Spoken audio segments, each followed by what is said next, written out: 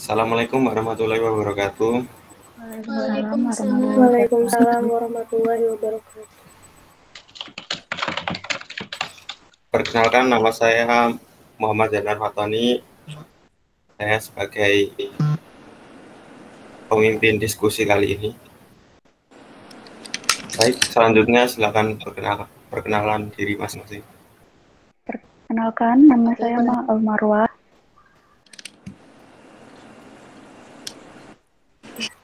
Selanjutnya,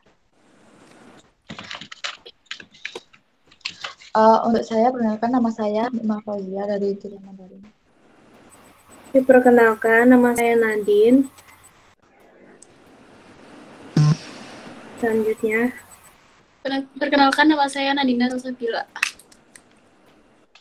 Baik, langsung saja kita mulai pembacaan hasil resume.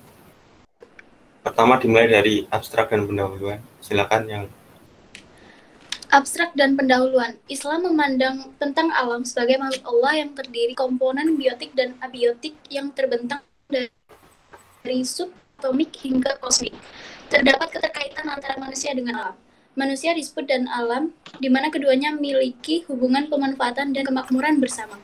Dalam prosesnya, manusia untuk memakmurkan bumi membutuhkan pengetahuan dengan berpegang kepada wahyu dan pengetahuan-pengetahuan empirik yang ditransformasikan dalam pendidikan Islam. Pendidikan Islam merupakan upaya normatif untuk menumbuh kembangkan segala potensi yang melekat pada manusia sehingga dapat mempengaruhi pola perkembangan dan pertumbuhan manusia sebagai subjek objek didik. Konsep tentang manusia dalam pembahasan filsafat pendidikan Islam merupakan tema sentral. Sebab, dalam pembicaraan pendidikan Islam, manusia menjadi objek sekaligus subjek pendidikan itu sendiri. Sehingga tanpa memahami dengan baik pandangan tentang manusia, maka sulit untuk memahami pendidikan Islam itu sendiri. Selain memahami kedua tema sentral yang saling berkaitan, sebagaimana disebut di atas, manusia dan alam, yang terpenting adalah memahami posisi manusia, kaitannya dengan alam sebagai objek yang menjadi tempat di mana manusia melakukan observasi yang berimplikasi pada penemuan akan kebenaran-kebenaran dengan memahami sunnah Allah. selanjutnya ke poin A. Untuk A, hakikat manusia. Menurut Islam, manusia terdiri atas dua aspek. Yang pertama, aspek material atau jasmania. Manusia berasal dari benda padat yang berupa tanah, dan juga manusia berasal dari saripati atau suala, atau juga dari tanah liat atau tim. Lalu menjadi rahmani, yang tersimpan dalam tempat yang kokoh. Kemudian manusia menjadi daging, lalu dari mengduga tersebut insya Allah menjadi tulang atau idama. Lalu tulang itu tumbuh menjadi daging menjadi makhluk yang berbentuk lain yaitu janin. Lalu Allah akan menunjukkan roh dan nyawa sehingga menjadi makhluk yang bernyawa. Yang kedua, aspek imaterial atau kerohanian. Untuk aspek kerohanian, manusia terlihat dari aktivitas jasmaniah. Menurut Imam Ghazali, aspek imaterial manusia terdiri atas yang pertama, ruh berupa daya manusia yang mengenali Tuhannya dan mengenali Tuhannya, kemampuan mempelajari ilmu pengetahuan dan kepribadiannya, akhlak, dan juga sebagai penggerak dalam aktivitas ibadah kepada Tuhannya. Kedua, naf yaitu berupa panas alami yang ada pada pembuluh nadi, otot, syaraf,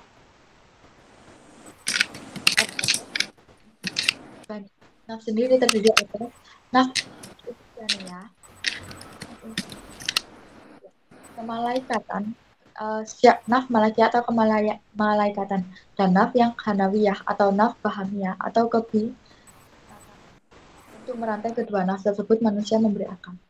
Untuk selanjutnya bisa dilanjutkan.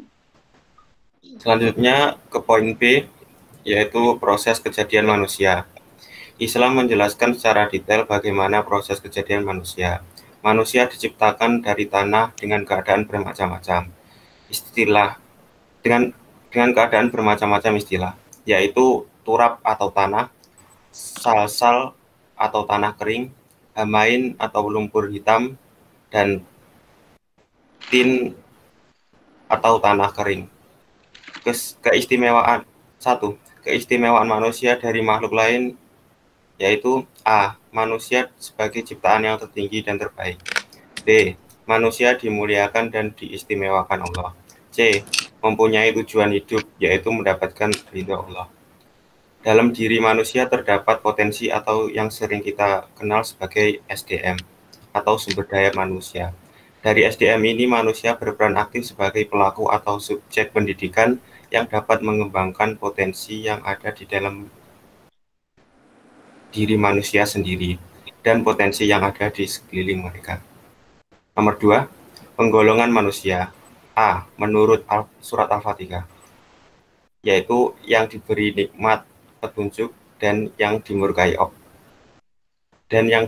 Tuhan, yaitu sesat, kafir, dan munafik. B. Yang dicintai dan dimurkai Allah. 1. Yang dicintai Allah antara lain muhsinin, mutatohirin, sobirin, mutakin, muksitin, mujahid fisabilillah. Yang kedua, yang dimurkai Allah antara lain fasikin, mufsidin, zalimin, kafirin, kawanin, kafur, mustakbirin, musrifin, kadibun kafar, dan musrifun kadab. Baik, selanjutnya ke poin C. Silakan. Poin C, sifat-sifat manusia. Kata fitrah berasal dari bahasa Arab fitrah yang berarti ciptaan dan buatan yang tidak pernah ada sebelumnya, atau dapat juga diartikan sifat pembawaan yang tidak ada sejak lahir, atau berarti sifat alami manusia, atau berarti agama. Kemudian, menurut Imam Al-Ghazali, fitrah adalah sifat dasar manusia yang dibawa sejak lahir dan memiliki keistimewaan sebagai berikut. 1. Beriman kepada Allah. 2. Berkemampuan dan bersedia untuk menerima kebaikan dan keturunan atas dasar kemampuan untuk menerima pendidikan dan pengajaran. 3. Dorongan ingin tahu untuk mencari hakikat kebenaran yang berwujud daya untuk berpikir. Dorongan ingin tahu untuk mencari hakikat kebenaran yang berwujud daya untuk berpikir. Dorongan biologis yang berupa syahwat, goda, dan tabiat. Kekuatan-kekuatan lain dan sifat-sifat manusia yang dapat dikembangkan dan dapat disempurnakan. Islam sendiri dalam kitabnya yaitu Al-Quran sudah menyebutkan dengan jelas sifat-sifat yang ada dalam diri manusia. Ya, selanjutnya poin D. Manusia sebagai elemen utama dalam pendidikan Islam. Berbicara tentang pendidikan tidak bisa dilepaskan dari kajian tentang hakikat manusia, karena manusia adalah pelaku dari pendidikan itu sendiri, baik sebagai pendidik, anak didik, tenaga kependidikan, maupun sebagai penyelenggara dan pelaksana pendidikan. Oleh karena itu, manusia merupakan unsur penting dalam dunia pendidikan. Objek kajian atau lapangan ilmu pendidikan Islam adalah lapangan pergaulan, khususnya antara orang ke orang menuju perkembangan yang optimal sesuai dengan ajaran Islam. Adapun objek studi ilmu pendidikan Islam dapat dibedakan menjadi dua, yaitu objek material dan objek formal. Objek material dalam ilmu pendidikan Islam adalah manusia dengan berbagai potensi yang dimiliki sebagai subjek objek didik. Manusia tidak dapat dilepaskan dari pendidikan dikarenakan manusia adalah animal kandung, proses perkembangan hidup dan kehidupan manusia tidak akan berkembang dengan baik tanpa adanya pendidikan. Selanjutnya. Baik, selanjutnya ada poin pengembangan manusia dalam perspektif pendidikan Islam. Interaksi manusia dengan sumber daya alam yang sudah tersedia, manusia mempunyai 3 peran. Yang pertama ada hubungan al-infa'u bi, yaitu mengambil manfaat. Manusia diperintahkan untuk mengambil manfaat dari sumber daya alam dan kekuatan alam yang ada. Selanjutnya, yang kedua ada hubungan iktibar, yaitu mengambil pelajaran atau viewpoint, bahwa alam dapat menambah pelajaran bagi manusia, berarti mengambil hikmah. Dalam artian, alam bisa digunakan sebagai pelajaran dengan mengambil temuan-temuan yang dapat dijadikan teori bagi pengetahuan secara umum. Poin yang terakhir, ada hubungan al-iltifat untuk pelestarian alam. Pada diri manusia teraliri cita rasa Tuhan dalam dimensi al-asma al-husna. Sebagai konsekuensinya, jika Allah memiliki sifat maha kuasa, maka dalam diri manusia terdapat sifat kuasa. Dan jika Allah bersifat maha memiliki segala sesuatu, berarti manusia juga memiliki daya kemampuan menguasai alam untuk kepentingan dirinya. Agar potensi tersebut dapat diaktualisasikan dan memberikan makna dalam kehidupan manusia, dari sini kita dapat memahami bahwa tujuan pendidikan Islam yang utama adalah memelihara keimanan, membina keislaman, dan membekali akhlak al-karimah. Selain itu, kreativitas berpikir dan produktivitas manusia sebagai makhluk ciptaan Allah yang berfungsi sebagai hamba dan khalifah di muka bumi akan berkembang ketika dihadirkan pola pendidikan Islam yang mengaktualisir segenap potensi yang telah dimiliki. Dengan bekal pengetahuan, manusia bisa memanfaatkan SDA yang telah tersedia sebagai media untuk pengembangan manusia dari ketidaktahuan menjadi individu yang berperadaban. Terima kasih. Silakan yang ingin bertanya, langsung saja. Ya, saya akan bertanya, bagaimanakah proses kejadian manusia? Teman-teman bisa menjelaskan bagaimana proses kejadian manusia? Baik, saya akan menjawab.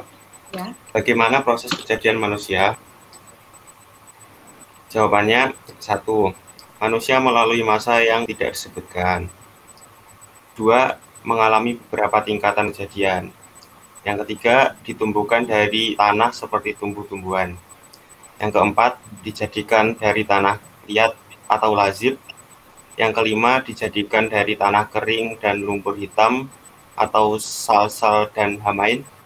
Yang keenam, berproses dari saripati tanah, nutfah dalam rahim, segumpal darah, segumpal daging, tulang dibungkus dengan daging, dan makhluk paling baik.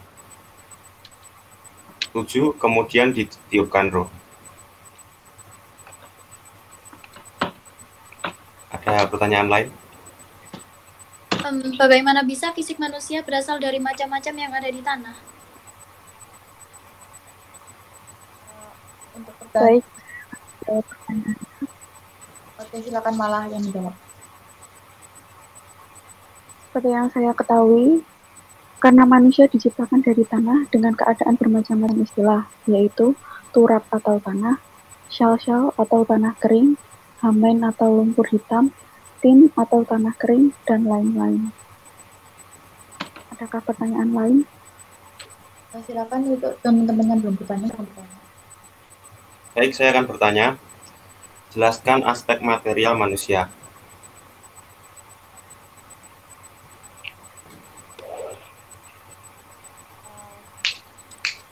Untuk aspek material manusia, saya akan menjawab. Untuk yang pertama, kita akan melalui masa yang tidak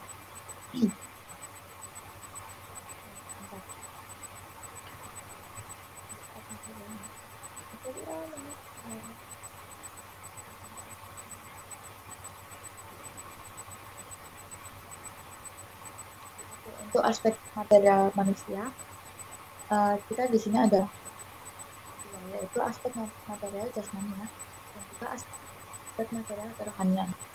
Nah, untuk aspek material jasmani, yang pertama, manusia itu berasal dari benda padat yang berupa tanah.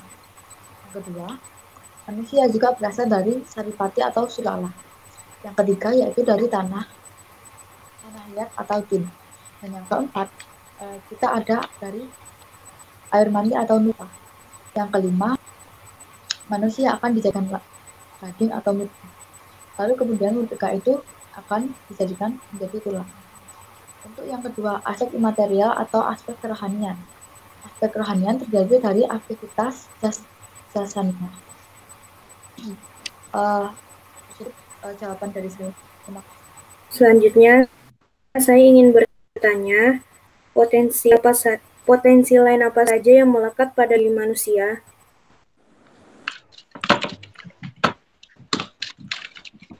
Dari yang saya ketahui, potensi lain yang melekat pada diri manusia yaitu bermodalkan fitrah berupa iman.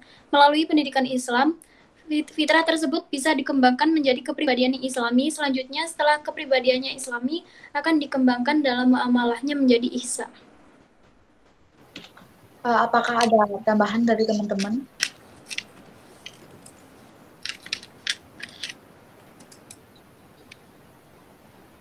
Mungkin jika tidak ada tambahan dari teman-teman, bisa kita tutup. Silakan untuk Poni, silakan YouTube. Baik, sepertinya sudah cukup untuk diskusi kita kali ini.